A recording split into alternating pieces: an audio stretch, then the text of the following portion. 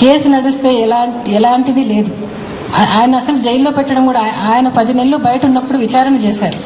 విచారణలో ఎటువంటిది తేలలేదు. ఆ రోజు బై ఎలక్షన్ వచ్చిందని చెప్పి ఆ రోజు అదే పనిగా ఆయన లోపల ఉంటే మంచిదని చెప్పి ఆయన లోపలికి పెట్టారు. అది కూడా విచారణ కోసం అని చెప్పి తీసుకెళ్లారు. ఎందుకంటే ఆయన పార్టీ ప్రెసిడెంట్ అని, మరి ఒక ఎంపీ అని, సాక్షులను ప్రభావితం చేస్తాడని ఆయన లోపల పెట్టడం జరిగింది.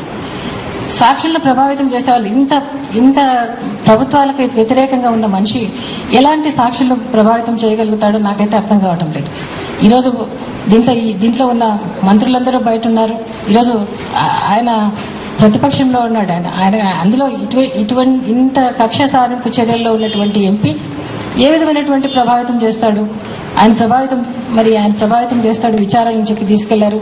మరి ఈ రోజుకు దగ్గర 10 రోజులు ఉంటే మరి 2 సంవత్సరం పూర్తవుతుంది. మరి ఈ రోజు కూడా పలాంటి తప్పు చేశాడు, పలాంటిది అని చెప్పి నిర్ధారించలేంది. ఈ రోజు మరి ఈ విధమైనటువంటి చర్యలన్నీ ఇవాళ ఇక్కడ జరుగుతూ ఉన్నాయి. ఇంకపోతే ఈ రోజు వచ్చిన జడ్జిమెంట్ బాధ అనిపిస్తా ఉంది. కానీ నేను ప్రజలకు ఒకటి ధైర్యం చెప్పదలుచుకున్నా. ఈరోజు జగన్ బాబు కూడా నాకు చెప్పడం జరిగింది. ప్రజలకు ధైర్యం చెప్పాల్సిన అవసరం ఉంది. ప్రజల పక్షం మనం ప్రజల కోసం ఉండాలని చెప్పి. ఎందుకంటే ఆ రోజు కూడా జగన్ బాబు వచ్చిన రోజు చెప్పడం జరిగింది, మనం ఈ ప్రభుత్వాలకు వ్యతిరేకంగా వస్తా ఉన్నాము కాబట్టి మనం ఈ 3 సంవత్సరాలు కష్టాలు ఉంటాయి, ఎవరైతే ఈ కష్టాలను నాతో పాటు పంచుకుంటారో వాళ్ళు మాత్రమే నాతో ఉండండి అని చెప్పి పిలుపునిచ్చడం జరిగింది. మరి ఈరోజు ప్రజలు ఆయనకు అందరూ కూడా ఆయన పక్షంగా ఉండి మన బై ఎలక్షన్లో చూపించారు, ప్రేమ అభిమానం చూపించారు. కాబట్టి ఈరోజు మళ్ళీ నేను ప్రజలకు ఈరోజు జగన్బాబు నాకు చెప్పంపించడం కూడా జరిగింది. ఇప్పుడు అందరికీ ధైర్యం చెప్పమని చెప్పడం జరిగింది. ప్రజల తరఫున ఎప్పుడు నిలబడతాం. ప్రజల పోరాటాల్లో ఈరోజు ప్రభుత్వం వ్యతిరేకంగా రోజు ఒక పోరాటం చేయొచ్చు. ఈరోజు ప్రభుత్వం ప్రజల మీద పన్నులు వేసి ఏ విధంగా బాధ పెడతా ఉందో, ప్రజా వ్యతిరేక చర్యల కోసం ప్రజల పక్షంగా అన్ని పోరాటాల్లోనూ అన్ని సమస్యల్లోనూ ఎప్పుడు ఉంటుంది. ఆయన ఉన్నంతకాలం ప్రజల సమస్యల్లో దీక్షలని ధర్నాలని ఆయన చేయడం జరిగింది. ఇప్పుడు కూడా ఆయన డైరెక్షన్లో ఎంతవరకు జరుగుతూ ఉంది. అదేవిధంగా జగన్బాబు డైరెక్షన్లో జగన్బాబు నాయకత్వంలో మనం ప్రజల ముందుకు వస్తామని చెప్పి ప్రజల పక్షంగా నిలబడతామని చెప్పి ప్రజలకు నేను చెప్తా ఉన్నా. ధైర్యపడొద్దని చెప్తా ఉన్నా. మీకోసం ఏమైనా చేసేదానికి ఈ కుటుంబం ఉంటుంది. రాజశేఖర రెడ్డి గారు ఏదైతే ఆయన తుది అంతిమ నిమిషం వరకు కూడా ప్రజల కోసం జీవించారు, ప్రజల కోసం బ్రతికారు. లాస్ట్ మినిట్ వరకు కూడా ఆయన ప్రజల కోసమే పోయా ఆ విధంగా జరిగింది. ఇప్పుడు కూడా జగన్ బాబు అదే ఎన్నుకున్నాడు. ప్రజల కోసం ఈ కుటుంబం ఎప్పుడు ఉంటుంది, ప్రజల కోసం ఎప్పుడు పోరాడుతుంది.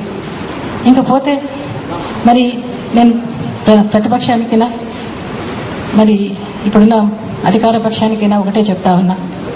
మొన్న 18 మంది ఎమ్మెల్యేలు అంటే మన రెండోసారి అవిశ్వాసం పెట్టినప్పుడు వచ్చారు 18 మంది.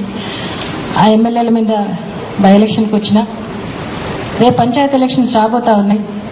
మరి స్థానిక సంస్థల ఎలక్షన్స్ రాబోతా ఉన్నాయి.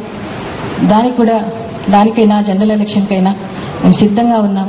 ఈ పార్టీ అన్ని రకాలుగా కూడా ముందుకెళ్తుంది. ప్రజలందరికీ కూడా నేను విజ్ఞప్తి చేస్తా ఉన్నా, మనం అన్నిటికీ ముందుండి మనం పోరాడదాం. మన ముందు చాలా సమస్యలు ఉన్నాయి. మన ముందు చాలా మనం ఈ ఎలక్షన్స్ అయితేనేమి ఇంకోటి అయితేనేమి ఏ దాంట్లో కూడా జగన్ బాబు వచ్చేంత వరకు, ఆయన వచ్చిన తర్వాత ఆయన ముందు నాయకత్వం తీసుకొని ముందుకు నడుస్తాడు. తను వచ్చేంత వరకు నేను ప్రజల పక్షంగా అన్ని పోరాటాల్లోనూ అన్ని సమస్యల్లోనూ పోరాడుతానని ముందుంటానని ప్రజలందరికీ తెలియజెప్తూ అధికార పక్షానికి ప్రతిపక్షానికి కూడా నేను చెప్తా ఉన్నా. ఏ ఎలక్షన్ వచ్చినా కూడా సమర్థవంతంగా మేము ఎదుర్కొంటాం.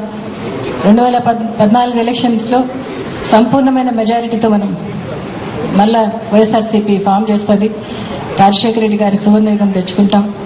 ఆ సువర్ణయుగంలో మరి జగన్ బాబు నాయకత్వంలో అన్ని కూడా మనం రాజశేఖర రెడ్డి గారు ఏదైతే ఆశించారో అవన్నీ కూడా మనం పొందుకుంటామని చెప్పి ప్రజలకు ధైర్యం చెప్తూ ముందుకు వెళ్దామని చెప్పి పార్టీ కార్యకర్తలకైతే నేను ప్రజలకు అందరికీ కూడా పేరు వంతున కూడా ఇంతవరకు మాకు ఈ కుటుంబాన్ని నడిపించిన ప్రతి ఒక్కరికి కూడా నేను కృతజ్ఞతలు తెలుపుకుంటూ ముందు కూడా మీతో పాటు ఉంటానని కూడా చెప్తూ మరి మనకు భయపడాల్సిన పని లేదు.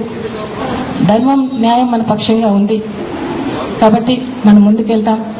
దేవుని దయ, రాజశేఖర రెడ్డి గారి ఆశీస్సులు, జగన్ బాబు డైరెక్షన్లో మనం ముందుకెళ్తామని చెప్పి ప్రజలందరూ ధైర్యంగా ఉండాలని కోరుకుంటూ సెలవు తీసుకుంటాం.